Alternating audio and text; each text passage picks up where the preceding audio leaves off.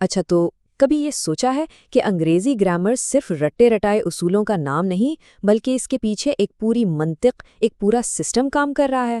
آج ہم یہی کرنے والے ہیں، کچھ عام غلطیوں کو ایک جاسوس کی نظر سے دیکھیں گے اور ان کے پیچھے چھپی منطق کو سمجھیں گے۔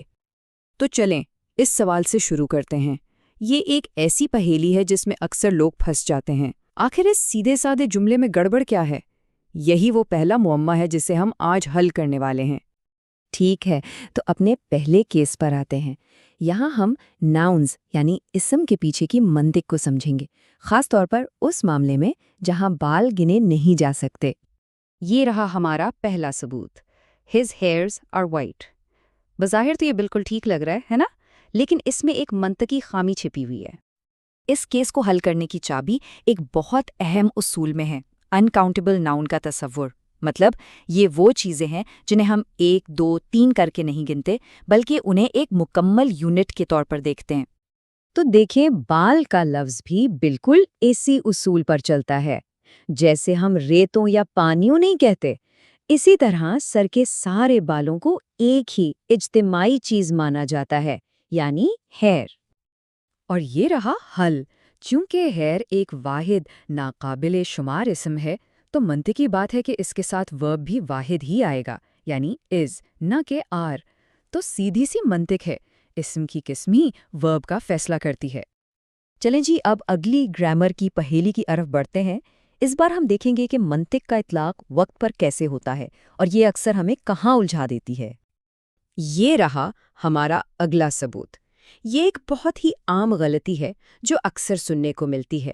اس جملے میں یسٹرڈے یعنی گزرا ہوا کل کا لفظ ایک بہت بڑا اشارہ ہے۔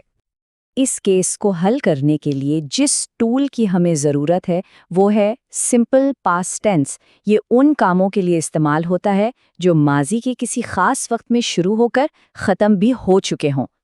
اور یہیں سے ساری بات صاف ہو جاتی ہے، کیونکہ یسٹرڈے کا لفظ کام کو ماضی کے ایک پکے ٹائم پر فکس کر دیتا ہے، اس لیے ہیو کم کا استعمال غیر منطقی ہو جاتا ہے۔ ہمیں ایک ایسا ورب چاہیے جو پوری طرح سے ماضی کا ہو۔ تو درست جملہ ہوا I came here yesterday۔ یہاں came منطقی طور پر اس کام کو بتا رہا ہے جو کل مکمل ہو گیا تھا۔ دیکھیں کتنا صاف اور منطقی ہے۔ اچھا، اب ہم اپنی تحقیق کے اگلے مرحلے میں ہیں۔ یہاں ہم دیکھیں گے کہ چیزوں کو بیان کرنے کے پیچھے منطق کیسے کام کرتی ہے۔ کیا ہم کسی چیز کی حالت بتا رہے ہیں یا کسی کام کا طریقہ؟ ہماری اگلی کیس فائل کا تعلق حواس سے ہے۔ Flowers smell sweetly. یہ سننے میں شاید اتنا غلط نہ لگے، لیکن یہاں ایک منطقی مسئلہ ہے۔ آئیے دیکھتے ہیں کیسے۔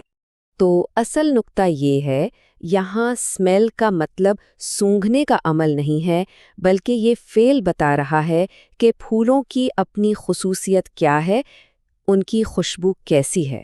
یہ فعل سبجیکٹ یعنی پھولوں کو اس کی تفصیل سے جوڑ رہا ہے، اس لیے ہمیں ایڈجیکٹو چاہیے، ایڈورب نہیں۔ اور یہ رہا درست جواب، فلاورز اسمیل سویٹ۔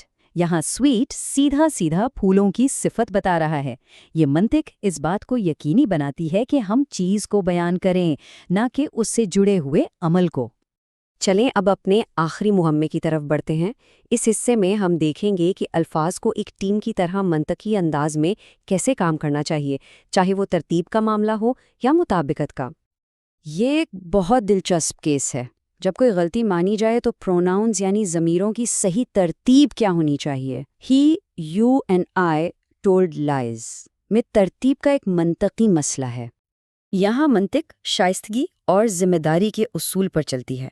جب کوئی منفی بات تسلیم کی جا رہی ہو تو اصول یہ ہے کہ سب سے پہلے ذمہ داری قبول کی جائے، یعنی بات کرنے والا خود کو پہلے رکھے۔